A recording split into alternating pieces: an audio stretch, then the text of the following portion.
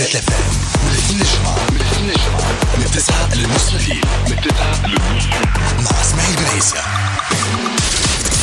انتم على موزايك اف ام وهذه بنت اف ام 2.0 كيما كل نهار جمعة على موزايك اف ام يجي بحدينا ان انفيتي tout de suite special guest. Special guest. Ce soir, je suis ravi de recevoir le stand-upper, le comédien et l'acteur franco-algérien. Il est un mélange entre Antonio Banderas, Penélope Cruz et un peu Fernandel, comme l'a décrit Jamel Debbouze.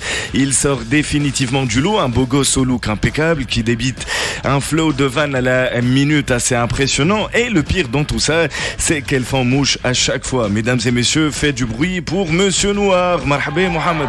Merci pour l'invitation. Ça fait plaisir d'être ici avec toi. Merci beaucoup. Comment? C'est un exercice assez difficile. Ouais. Comment vas-tu, mon grand? Ça va très bien. Écoute, je viens d'arriver à Tunis et je suis content d'être là. Je viens très souvent pour jouer des spectacles et là, je suis content de jouer ce dimanche. Donc, ça me fait plaisir. Exactement. Tu te produiras le 15 mai au théâtre Lola où tu rencontreras le public tunisien de nouveau. Mais cette fois-ci avec un nouveau spectacle qui est d'ailleurs ton deuxième spectacle nommé Cadence. Qu'as-tu réservé pour le public tunisien, Monsieur Noir? Écoute, il y a quelques vannes que j'ai réservées spécialement. Je les joue seulement ici pour le public tunisien, que j'ai écrites pour le public tunisien. En venant ici, à force de regarder, d'observer, j'ai analysé des choses différentes qu'on peut voir en France. Et donc voilà, c'est un spectacle avec des petites blagues inédites pour le public de Tunis. Mais il faut prendre en considération que le public tunisien et surtout la population tunisienne et le peuple tunisien est un peuple assez énigmatique là. J'ai pas trop remarqué ça, mais c'est vrai qu'il y a des choses surprenantes et puis la différence culturelle aussi, on peut en jouer de ça, on peut en faire des blagues. Ouais. Monsieur Noir, est-ce que le gentleman qui réside en toi, est-ce qu'il existe encore ou a-t-il pris sa retraite? Je fais référence à ton premier spectacle, Le Dernier Gentleman. Oui, c'était le dernier spectacle. Disons qu'on a tous un côté gentleman en nous. On a tous aussi un côté bâtard, donc il faut essayer de trouver le juste milieu et que le gentleman l'emporte. Tu sais, on a le yin et le yang, le bien et le mauvais dans nos têtes. Ce dualisme, cette dualité. Voilà, et faut faire en sorte que le gentleman l'emporte. On l'espère. Justement, Monsieur Noir, ce gentleman-là qui subsiste en toi, pour l'explorer davantage, il faut puiser et chercher dans ton enfance. Mohamed Noir, tu es né le 22 juillet 1988 à Perpignan. Tu as grandi à Saint-Jacques, un quartier de gitans réputé pour les tensions entre communautés. Mais au collège Jean Moulin, Monsieur Noir, tu feras avec ta prof de français l'une de tes plus belles rencontres, la rencontre avec le 4e art. Oui, j'ai grandi à Perpignan dans ce quartier gitan unique, c'est le plus grand quartier gitan du monde. D'ailleurs, aujourd'hui, il n'y a plus de tensions. Il y a eu des tensions, je crois que c'était en 2005-2006, mais c'était il y a 15-16 ans. Donc aujourd'hui, les communautés vivent très bien ensemble. Et je pense justement, c'est ce qui m'a inspiré, le mélange de communautés, les Arabes qui vivent avec les Gitans en France. C'était assez exceptionnel. J'ai vu des choses exceptionnelles. D'ailleurs, j'en parle dans mon spectacle. Et vivre dans l'un des quartiers les plus pauvres de France, c'était quelque chose parce que la culture ne venait pas à nous. Et donc j'ai eu la chance de rencontrer des profs de théâtre qui m'ont poussé et qui m'ont montré ce que c'était le théâtre. Et c'est ce qui m'a aujourd'hui permis de monter sur scène. Et je pense que c'est toujours grâce à ces personnes qui donnent de leur temps et qui te montrent leur passion. Et je pense que aujourd'hui, sans eux, je ne serais pas là. Justement, ta prof de français était la première personne qui a cru en toi. Oui, évidemment, parce que quand elle arrive dans une classe un peu agitée avec des élèves qui vivent des enfants qui vivent des choses difficiles dans un quartier populaire, elle se dit comment leur donner la passion, comment leur apprendre le français. Et à travers le théâtre, elle a créé un processus de théâtre au fur et à mesure des années. Elle nous a enseigné le français à travers le théâtre et le fait de progresser dans le théâtre, on a progressé aussi dans les autres matières. En fait, l'art permet d'évoluer dans les autres matières, pas seulement dans le français, de s'élever. Et évidemment, les autres personnes ont réussi leur vie, mais pas dans le milieu artistique. Moi, j'ai continué dans le théâtre. mais des profs comme ça qui vont prendre leur temps en dehors des cours de français pour qu'on réussisse. Juste le fait de voir ça, on se dit cette personne, cette prof de français nous donne son temps et nous montre le chemin qu'il faut faire. Et moi, je me souviens d'une phrase qu'elle m'a dite, elle m'avait dit plus tard, mais j'étais enfant, j'avais 13-14 ans, plus tard, il faut choisir un métier qu'on aime, pas forcément pour l'argent, oui, ça compte, mais pas forcément parce qu'il y a des personnes qui gagnent beaucoup d'argent et qui sont malheureux dans leur vie. Choisis un métier que tu aimes et naturellement, tu seras heureux avec ton salaire et puis tu seras heureux dans la vie. Et puis je me suis dit, qu'est-ce que j'aime ? J'aime le foot et le basket, mais bon, j'ai pas les conditions physiques pour devenir professionnel. On a dû éliminer ça. Voilà, j'ai choisi, j'étais lucide et je me suis dit... il faut avoir les moyens de ses ambitions aussi. Exactement. Tout le monde n'est pas Karim Benzema. Et bon, moi j'étais lucide à 13-14 ans et je me suis dit, bon, l'artistique, le théâtre, le cinéma, en fait, on peut faire ça toute sa vie, il n'y a pas de retraite et je vais essayer de faire ça parce que c'est la chose qui me rend heureux. Et il y avait toute cette notion, au-delà de faut que tu travailles, il faut que tu trouves un métier, il y avait cette notion de bonheur à travers le travail. Et c'est voilà. Une quête perpétuelle. Voilà, exactement. Et c'est une quête. Et puis moi aujourd'hui, je dis pas je vais travailler, je dis je vais jouer. On joue quand on est. Je vais m'amuser. Voilà, exactement. Même aujourd'hui, on s'amuse. On reste des enfants en fait. Exactement. Et c'est ce qui me plaît. Des éternels adolescents aussi. Ouais. Monsieur Noir, d'ailleurs, au collège, c'est là où ce gentleman, ce personnage amoureux, est né grâce au cours de théâtre et notamment à la comédie de l'Arte, qui t'a souvent poussé à jouer le rôle de l'amoureux collant. Ouais, c'est vrai que je me souviens quand on avait commencé nos premiers cours de théâtre, on faisait de la commedia dell'arte, de la comédie italienne, et on devait chacun choisir un rôle. Moi, je voulais un personnage masqué, parce que dans la comédie italienne, tous les personnages sont masqués, parce qu'on doit beaucoup jouer du corps. Moi, je voulais un personnage masqué parce que je me suis dit, si jamais on joue dans mon quartier, je veux pas que mes potes, ma famille me reconnaissent. Je voulais pas qu'ils sachent que je fasse du théâtre. Et donc, je voulais être masqué. C'était un moyen de garder l'anonymat, on va dire. Voilà, c'était un moyen. Et là, le prof me dit, non, j'aime bien ta façon de parler, ta présence, tu vas jouer l'amoureux. Et dans la comédie italienne, les seuls personnages qui n'ont pas de masque, c'est les personnages amoureux parce qu'ils sont considérés comme des personnages beaux, charismatiques et donc ils ne doivent pas porter de masque. Et donc, quand j'ai appris ça, ça m'a fait mal. Ça m'a fait mal. Mais aujourd'hui, ce personnage m'a beaucoup appris parce que quelques années après, j'ai joué ce spectacle de Gentleman et je me suis inspiré de ce personnage amoureux Orazio. Exactement. Justement, ce gentleman-là t'a permis de te démarquer, et notamment grâce au style vestimentaire, le texte, la gestuelle, un humour assez atypique, et notamment grâce à Cédric Clémenceau. Cédric Clémenceau, c'est un ami que j'ai rencontré quand je jouais dans un théâtre, le Point Virgule à Paris. Et j'avais besoin de me renouveler, j'avais besoin d'un co-auteur. Et à l'époque, il bossait, il écrivait pour les Guignols de l'info sur Canal+. Et tout de suite, ça a collé. On a écrit ensemble des vidéos, des sketchs pour l'ancien spectacle Gentleman. Et en plus d'être un bon auteur, c'était vraiment une personne exceptionnelle. Et je le remercie de m'avoir aidé et de m'avoir permis de progresser. On a tous besoin de rencontrer des personnes qui permettent de progresser dans la vie. Mais Monsieur Noir, ton humour ne fait pas toujours l'unanimité. Et c'est un style d'humour qui est assez risqué.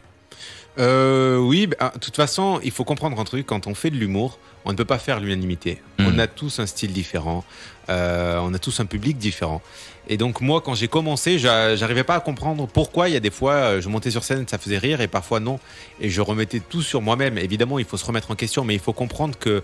Quel dilemme. Voilà, c'est ça. Il faut comprendre qu'il faut trouver son public et son style d'humour. Et quand tu as ça, il y a des personnes qui sont prêtes à venir te voir parce qu'ils aiment ton style, ils aiment ton humour, et d'autres qui n'aiment pas ton humour. Peut-être qu'ils l'aimeront un jour dans un prochain spectacle, dans une prochaine vidéo. Mais évidemment, c'est difficile de faire l'unanimité. Autant il y a des humoristes qui rassemblent encore plus que d'autres, mais c'est très compliqué parce qu'on est tous différents, on a tous des affinités, un humour différent, c'est normal. Mais Monsieur Noir, tu as choisi la finesse et l'élégance au moment où la grossièreté et l'insolence se démocratisent sur scène. Moi, j'ai toujours, je sais pas si j'ai choisi ça naturellement, mais c'est par rapport à mon éducation, c'est aussi ma façon de vivre. Dans la vie, j'aime bien être élégant. J'aime bien faire passer des messages sans forcément être vulgaire ou trash. Et donc je me suis dit, pour moi, la meilleure façon de faire passer un message, c'est de le faire passer en finesse pour laisser le spectateur réfléchir par lui-même, sans lui imposer directement. Et puis voilà, ça s'est fait naturellement, sans forcément réfléchir à une stratégie de marketing pour essayer de trouver un public. Ce n'était pas planifié au préalable. Non, pas du tout. Le théâtre de la complicité et le nom de Saïd Berti ne t'évoque rien? C'était l'un de mes premiers profs de théâtre. C'était il nous a suivis d'ailleurs quand j'avais commencé, quand j'étais jeune enfant. C'était un prof de théâtre marocain qui a beaucoup compté, il donnait des cours de théâtre, et je me souviens, j'y allais avec des amis faire des cours de théâtre et on n'avait pas les moyens de payer les cours de théâtre. Et lui nous a ouvert les portes, nous a dit venez, vous n'avez pas besoin de payer, prenez des cours avec moi. Et vraiment, c'est comme je disais, c'est toutes ces ces et c'est à ce moment-là que tu as expérimenté la scène pour la première fois aussi. Oui, avant ça, moi je faisais beaucoup de théâtre, mais surtout du classique. Pas trop de l'humour, du stand-up, du one-man show. Et ça m'a permis de me lancer et de commencer à faire du one-man show. Et justement, à ce moment-là, as-tu cru un jour que tu rempliras des théâtres et que tu cumulerais des millions de vues sur le web? Non, on peut pas voir ce qui va se passer dans le futur. On espère toujours que notre travail soit vu par un grand nombre de personnes, mais on se dit pas que... déjà, moi, quand je faisais ça il y a 20 ans, je me disais pas que le web allait exister, sinon je serais riche aujourd'hui, je l'aurais inventé. Et donc, imaginez qu'il allait avoir les réseaux sociaux et que j'allais me lancer et faire des vidéos sur les réseaux sociaux aujourd'hui, ça me permet de me faire connaître et de venir à Tunis jouer. On peut pas l'imaginer, mais c'est incroyable, c'est incroyable. As-tu gagné plus de 300 000 euros sur le web? Je parle pas de chiffres, mais... me parle pas de chiffres. Comme disait, ne parle pas d'âge. C'est une question au piège. Mais en fait, je vais être honnête aujourd'hui. On est privilégié quand on fait ce métier parce que, comme je disais, on travaille pas, on joue, on s'amuse et on gagne notre vie, on gagne plutôt bien notre vie. Donc, évidemment, je gagne correctement ma vie mais je vais pas te donner de chiffres. Okay. À 16 ans, monsieur Noir, avec la troupe du collège, tu décides de réaliser des courts-métrages. Par la suite, tu joueras dans des courts-métrages de Christophe Coelho, Pas de cerise, plein de ghetto. 2009, tu tournes sous la direction de Rachid Bouchereb dans Hors-la-Loi, sans oublier le film En pays cannibale. Mais le tournant ou la consécration a eu lieu. Mohamed Noir était aux côtés d'Omar Sy dans la série Lupin, où il incarnait le rôle d'un technicien.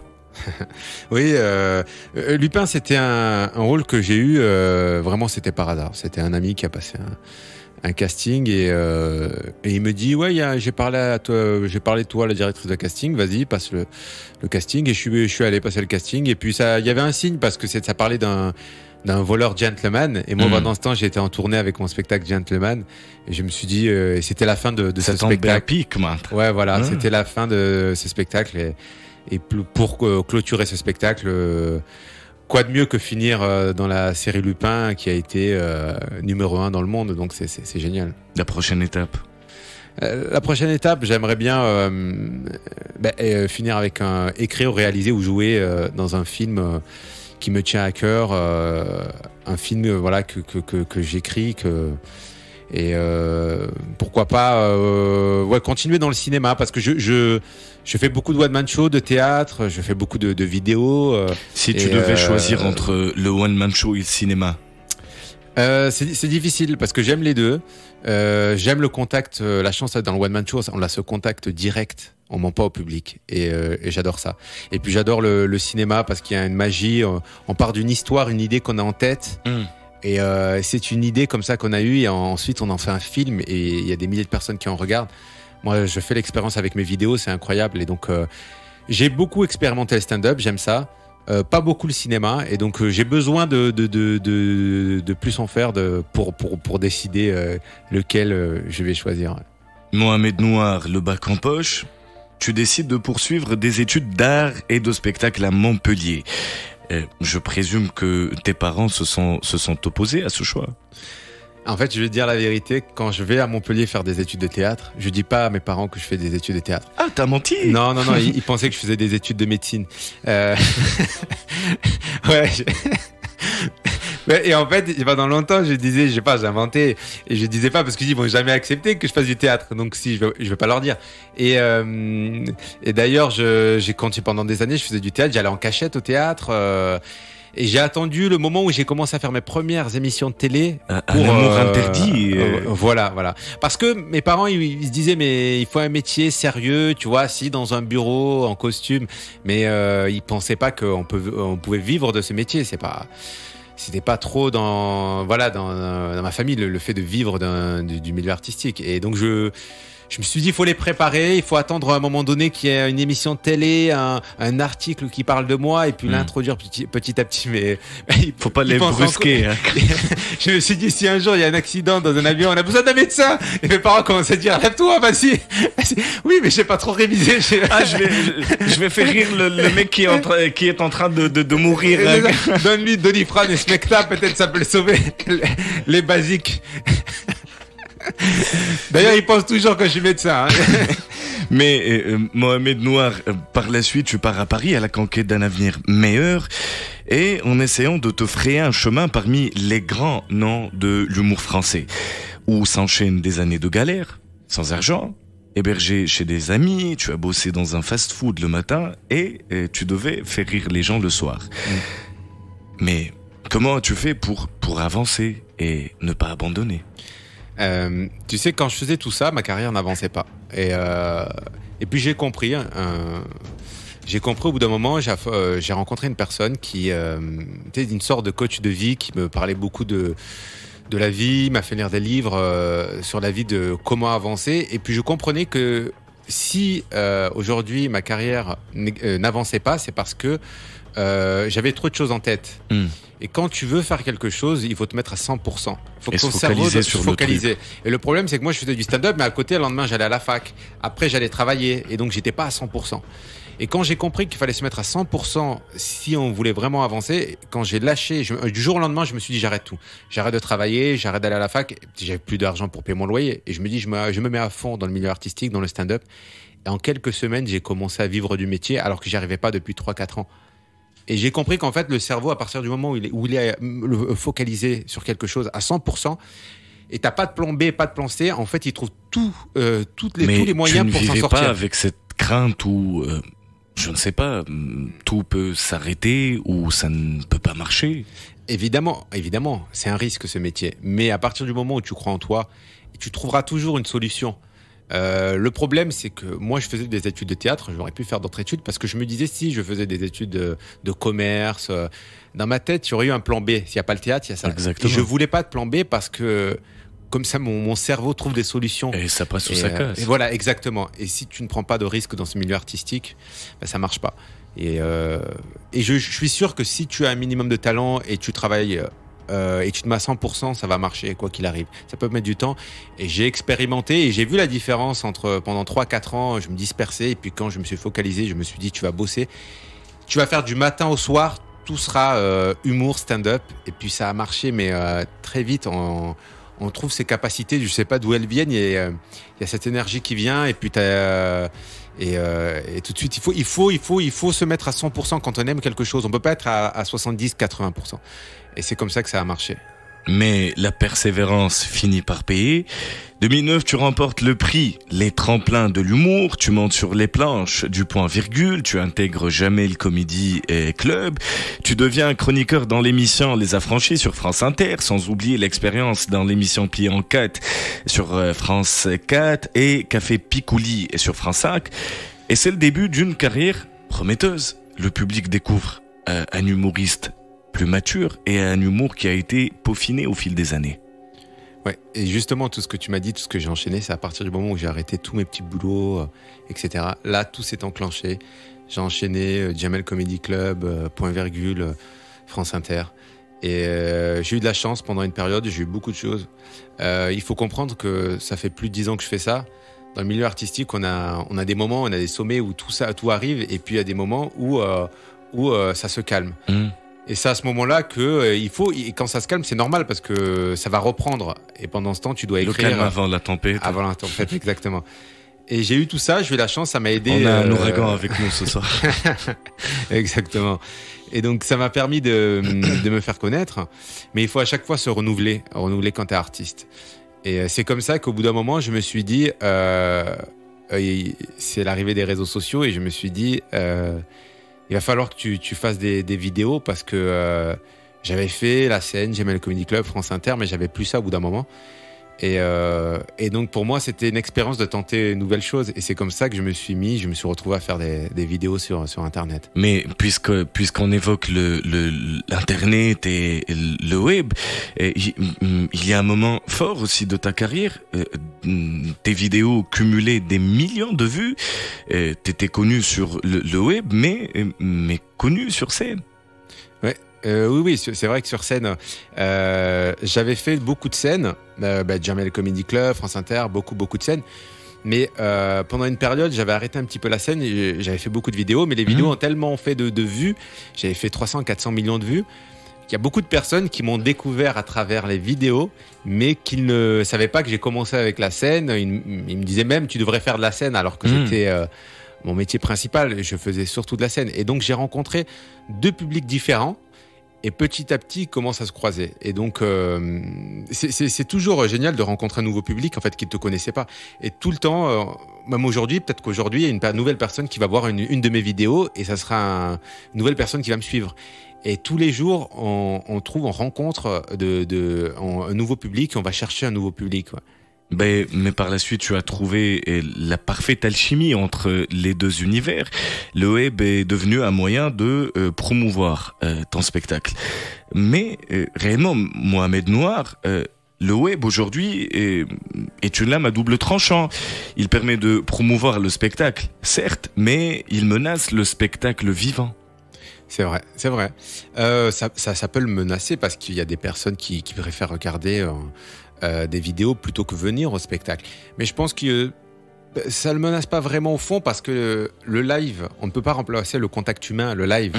Boire un café, on l'a vu pendant le confinement, boire un café à travers un écran avec un ami, c'est pas la même chose que quand tu le vois dans un café en face, quoi, et tu discutes, tu sens, il y a le contact. Le live, et donc il y aura toujours des personnes qui vont regarder des vidéos et qui vont se dire, cette personne, j'ai envie de l'entendre, de le voir en vrai.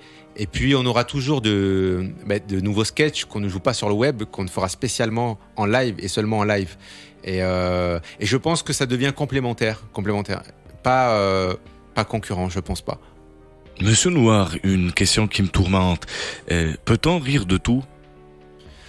On peut rire de tout, mais il faut bien lever le stylo et relire ce qu'on écrit, parce qu'aujourd'hui on peut écrire des choses. Il y a des choses qu'on pouvait écrire avant qu'on ne peut pas faire maintenant, mais c'est bien, parce que il y a des personnes qui, il y a 20-30 ans, écrivaient des choses et qui disaient, aujourd'hui on peut plus rien dire. Mais on peut plus rien dire, c'est parce que aujourd'hui, à l'époque, il y avait des femmes qui pouvaient pas se rebeller.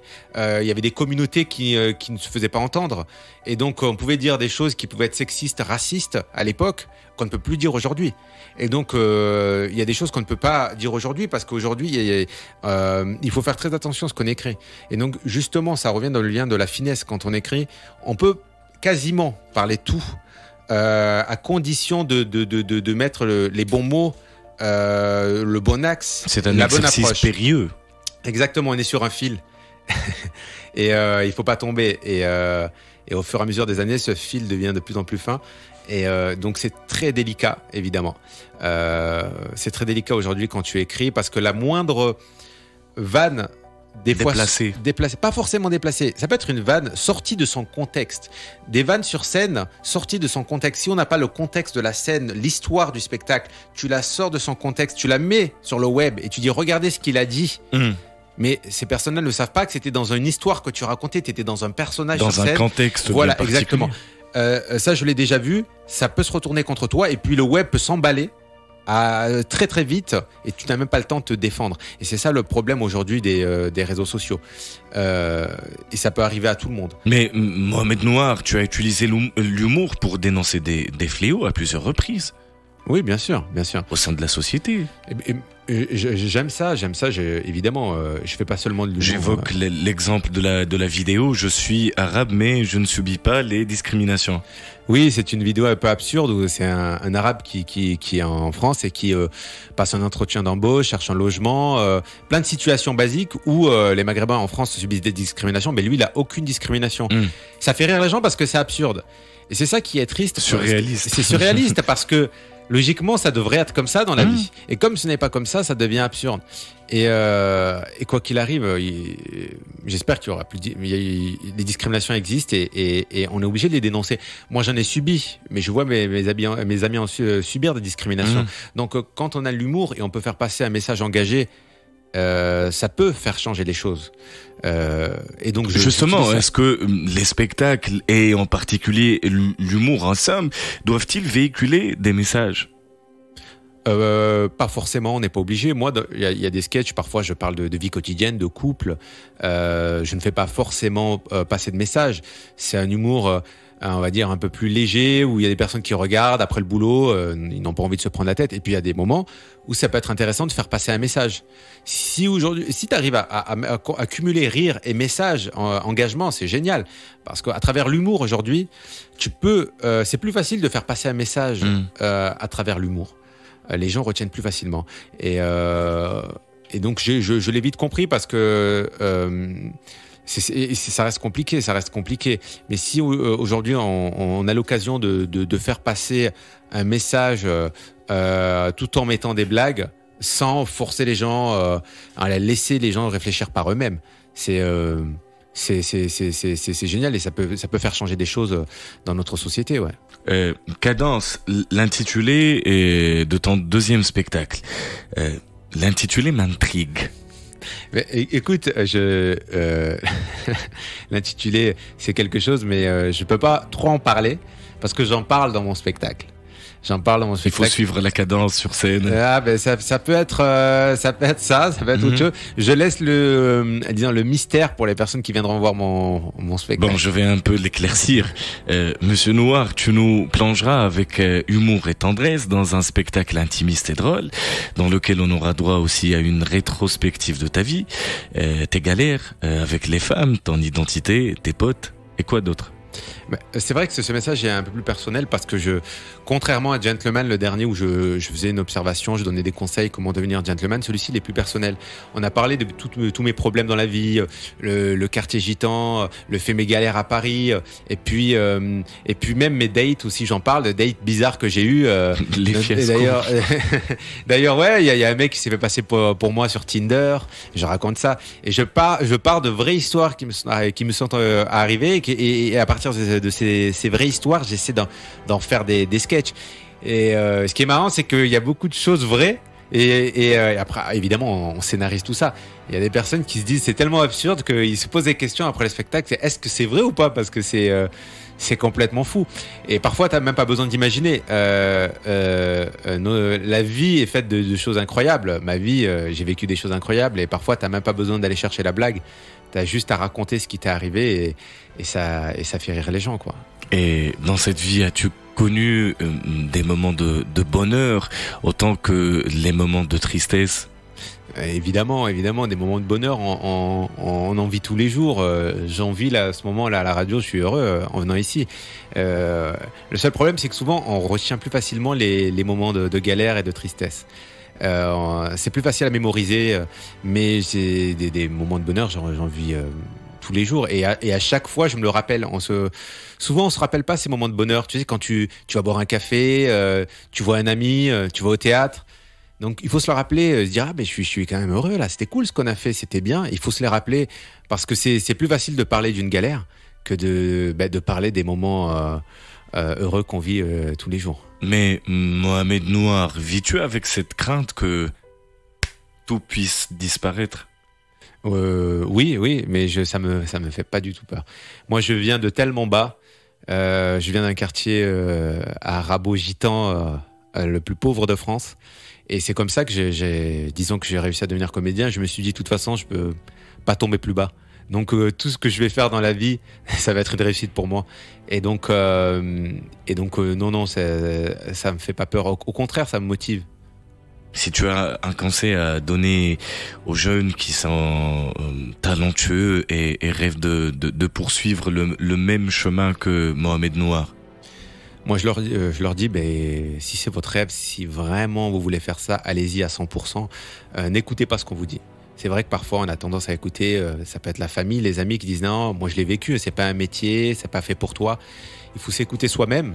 Le but, c'est de faire ce que vous aimez, d'y aller à fond, prendre un risque. Parce que si vous écoutez ce qu'on vous dit derrière et vous n'êtes pas heureux dans la vie, on n'a qu'une seule vie, il faut se le rappeler. Et il faut faire vraiment ce qu'on aime et y aller à 100%. Et puis au pire, si ça marche pas, vous aurez essayé. Ne pas vivre dans la frustration et essayer, tenter. On n'a qu'une vie. Merci coach Mohamed Nouar. Merci infiniment. De rien. J'espère que tu as apprécié. Ouais, j'ai beaucoup apprécié. Merci à toi, merci pour l'invitation. Le 15 mai, merci à toi aussi. Le 15 mai, tu seras, Inch'Allah, au théâtre Lola. Il y a encore des billets disponibles. Là. Oui, il en reste quelques places, pas beaucoup, donc voilà. Allez-y.